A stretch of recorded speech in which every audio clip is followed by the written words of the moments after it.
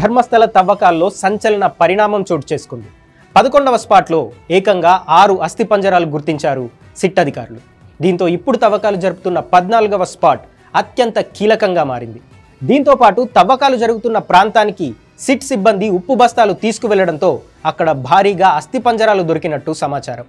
ఇక్కడ నిజంగానే అస్థిపంజరాలు దొరికితే ఇక ఈ కేసులో డొంక మొత్తం కదిలే అవకాశం ఉంది.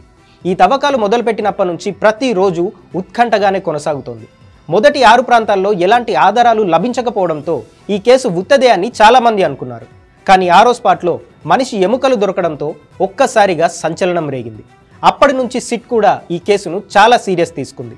విజిల్ బ్లోయర్ చెప్పిన ప్రతి ప్రాంతాన్ని క్షుణ్ణంగా పరిశీలిస్తూ తవ్వకాలు చేపడుతోంది. ఈ క్రమంలోనే 11వ స్పాట్లో ఏకంగా 6 వ్యక్తులకు చెందిన ఎముకలు దొరకడం ఇప్పుడు సంచలనంగా మారింది. ప్రస్తుతానికి ఈ ఆధారాలు ఫోరెన్సిక్కి తరలించారు. వాళ్ళ నుంచి రిపోర్ట్ వచ్చిన తర్వాతే ఎముకలు ఎవరివి, ఎప్పుడు పూడ్చిపెట్టారు అనే విషయాలు బయటికి వచ్చే అవకాశం ఉంది. దీంతోపాటు మరికొన్ని కొత్త ప్రాంతాలను ఆ విజిల్ బ్లోయర్ సిట్ అధికారులకు చూపించాడు. ఈ ప్రాంతాల్లో కూడా సిట్ తవ్వకాలు చేపట్టబోతోంది.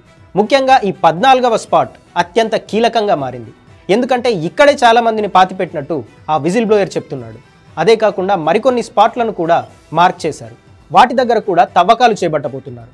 ఓవరాల్గా 6వ స్పాట్లో కొన్ని ఆధారాలు, 11వ స్పాట్లో మరికొన్ని ఆధారాలు దొరకడంతో ఇక నుంచి తవ్వకాలు చేపట్టే అన్ని స్పాట్స్లో కూడా ఎముకలు, ఆధారాలు బయటపడే ఛాన్స్ ఉందని చెప్తున్నారు సిట్ అధికారులు.